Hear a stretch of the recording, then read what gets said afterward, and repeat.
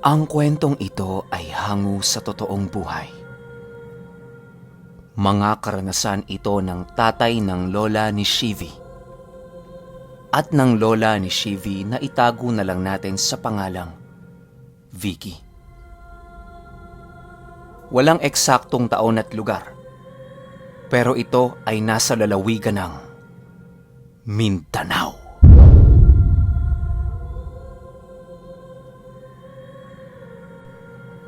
Konting background lang sa side ng lola ni Vicky. Kung hindi ninyo na itatanong, ang angka nila ay isa sa mga nabiyayaan ng kalikasan upang magkaroon ng kakayahan na mag-alaga at magmay-ari katulad ng mutya at sigbin. Ang nabiyayaan ng karunungang lihim na aral sa kanan. Simulan na natin ang kwento ni Vicky. At wala talaga tong eksaktong taon, pero nasa pagitan ito ng 1946, 1947, at 1948. Vicky, ikaw na magkwento. Wala naman sinabi ang lola ko basta bata pa siya noon. Isang gabi habang naglalakad sila ng tatay niya pauwi sa kanilang tahanan, ay masaya silang nagkukwentuhan. Tawa dito, tawa doon, dahil siya ang bunso sa kanilang magkakapatid. Siya ang palaging sinasama ng tatay niya kapag may pinupuntahan ito. Habang nakasakay ang lola ko sa balikat ng tatay niya, tatawid sila sa isang tulay. Sa baba ng tulay na yon ay merong ilog. Maya-maya pa, meron nakita yung lola ko na babae na naliligo sa ilog. Nagulat siya kasi gabi na yun eh. Hindi niya inaakala na meron pang naliligo ng ganong oras. Palibhasa bata pa. Kaya sumbungera ito. Sinabi niya kaagad sa tatay niya kung ano yung nakita niya. Wika ni Vicky, "Tay, tayo." Ang sabi ng tatay niya. "Oh, bakit Vicky? Ano ba yon?" May babae sa ilog eh." "Ha? Babae ganitong oras? Saan?" "Ayun oh, naliligo." Napakunot ang noo nitong tatay niya dahil wala nga naman siyang nakikita. Ang lola ko po kasi ay may kakayahan na makakita ng multo at iba pang mga elemento nang hindi naman niya inaasahan. Kusa niya lang itong nakikita. Balik tayo sa kwento. Saan ang saan yung tatay niya pero wala talaga itong nakikita. Palibhasa ang angka nila ay may kaalaman at naniniwala sa mga hindi nakikita ng normal. Agad niyang ibinaba ang lola ko. Tapos pinaturo niya kung nasaan. "Ayun o, sa may ilog tay, kung saan po ako nakaturo." Itong tatay niya, wala pa rin makita. Sinabi niya sa lola ko na, "Anak, tumalikod ka. Itaas mo ang braso mo." Pagtaas ng lola ko ng braso niya, dito sumilip ang tatay niya. At laking gulat nito nang makita niya ang isang babae na nakatingin sa kanilang dalawa. Para bang naramdaman sila nito. Pinuwesto niya ang lola ko sa harapan niya. Yun nga nung muli nila itong silipin, wala na ito doon.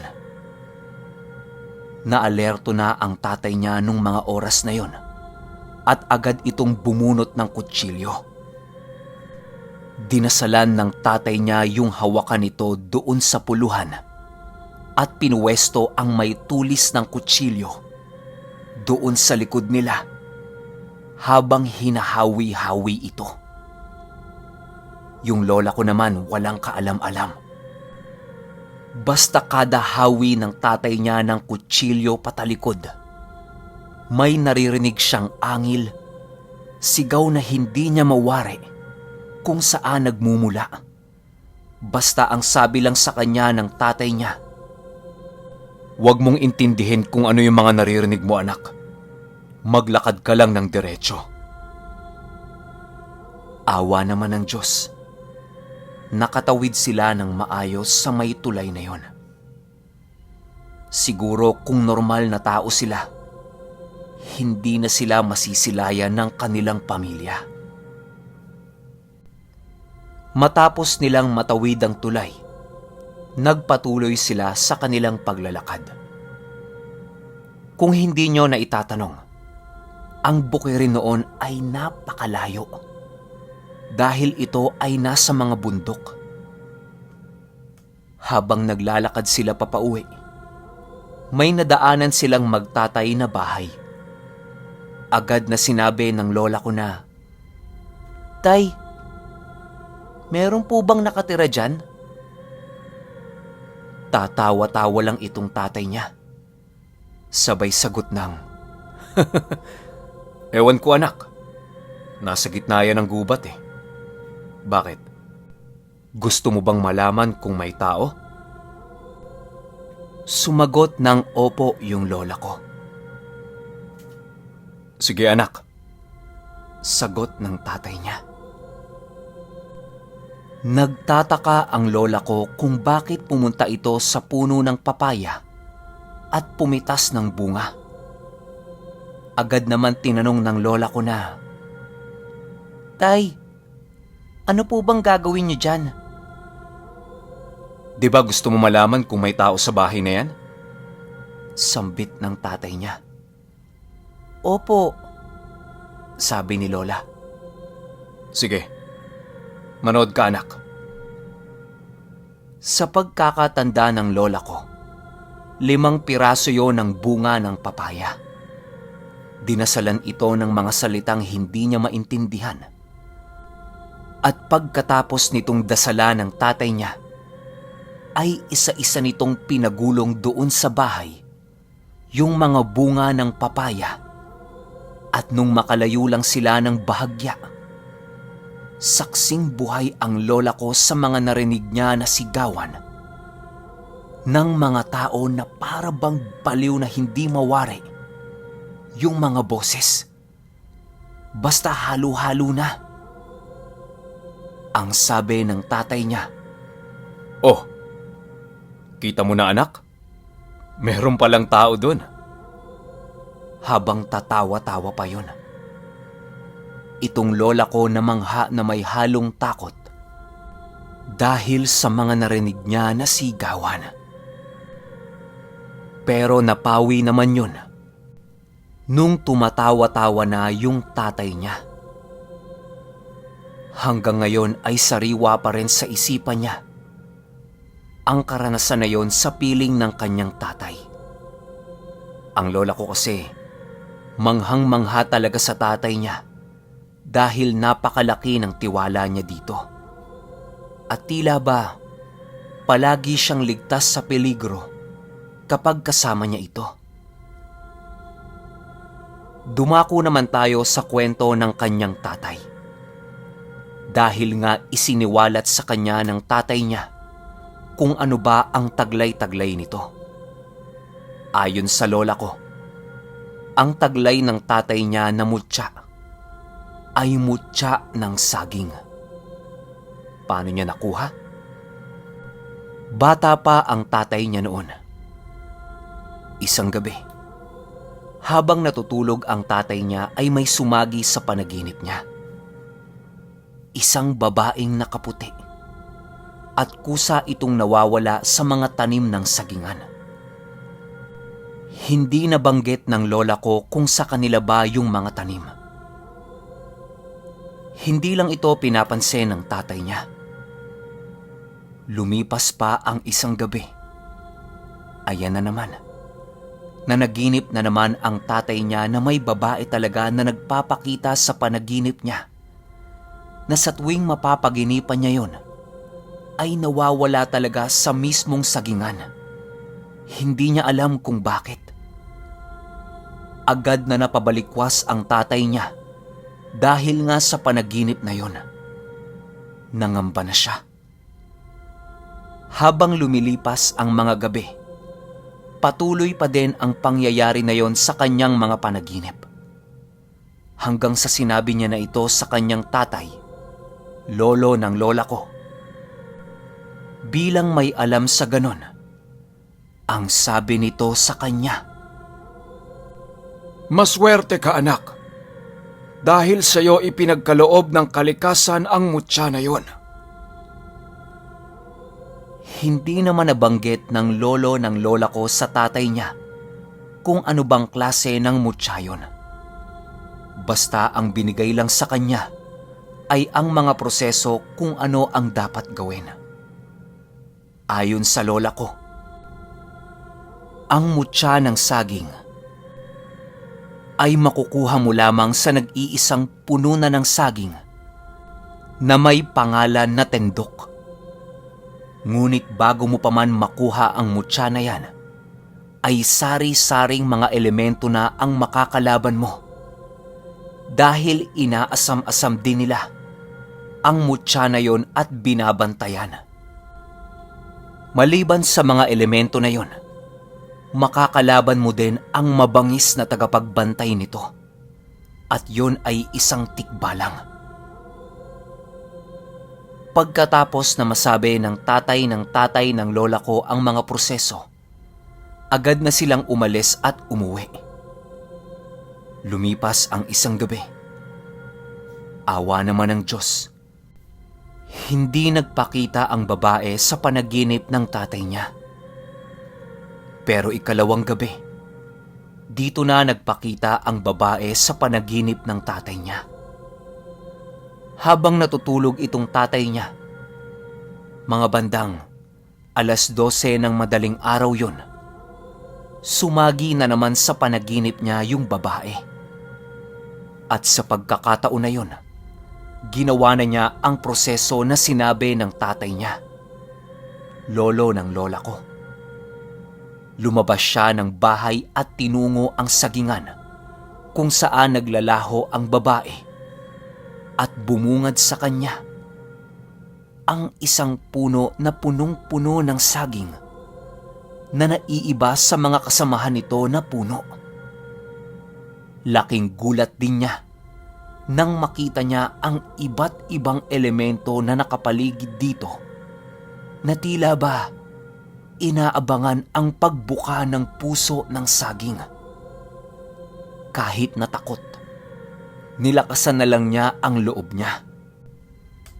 Hindi rin naman siya pinapansin nito habang naglalakad siya patungo doon sa saging. Hindi niya namalaya na nandun na pala siya sa sentro ng puno. Agad siyang napatingala at sa hindi inaasahan na pangyayari, may nahulog na kumikinang na bagay at sumakto ito sa kanyang bibig. Dahil sa pangyayaring yon, lahat ng nakapaligid sa kanya na elemento ay nagtulong-tulong para dumugin siya. Ang iba pa nga dito ay pilit na ibinubuka ang kanyang bibig. Agad niya itong winawasiwas at kada lapit ng isa ay inuundayan niya ng suntok. Dahil nga may kaalaman siyang mga dasal, inusal niya ito at natalo niya ang lahat ng mga elemento. Maliban doon sa tikbalang na tila ba nanonood lamang sa kanya. Matapos ang tagpo na yon, sumugod na itong tikbalang na tagapagbantay ng mutya. Agad na nagsipagtabihan ang lahat ng elemento at pinapanood silang dalawa habang nagbubuno. Balibag dito, balibag doon. Awa naman ng Diyos.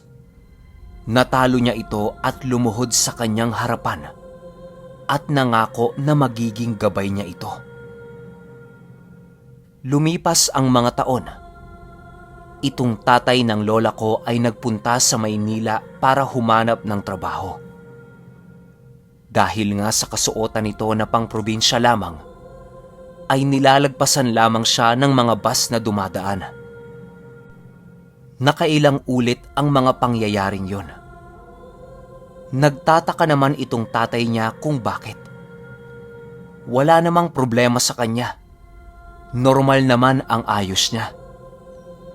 Hanggang sa napakunot na lang ang noo ng tatay niya.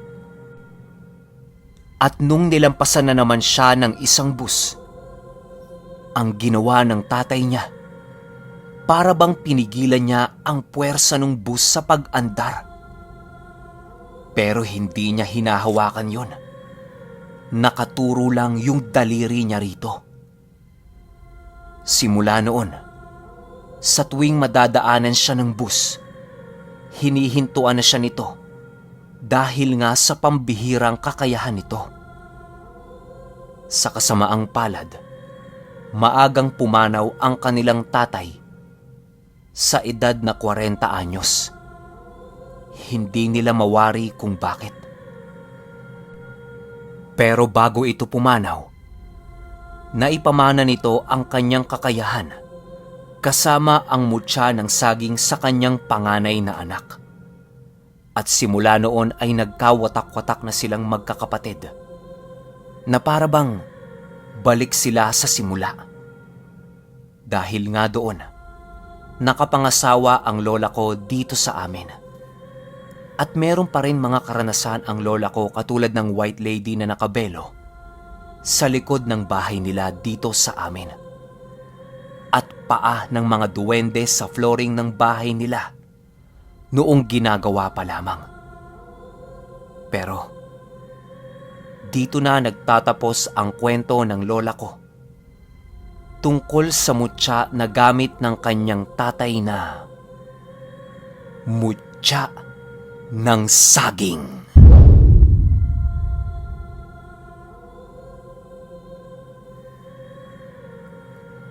Okay, opinyon ko sa kwento. Alam nyo ba? Hindi lang yan ang gamit ng mutya ng saging. Meron tayong napakabangis na kwento tungkol dyan. Nauna lang kasi tong kwento ni CV, baka kasi magtampo sa akin matagal niya ng sinento. Pero ito na CV kinuwento ko na. Next naman yung version ko ng mutya ng saging. Pahintay na lang. Kung may opinion kayo sa kwentong to, comment nyo lang sa baba. Yun lang. Hanggang sa susunod na kwento. Salamat.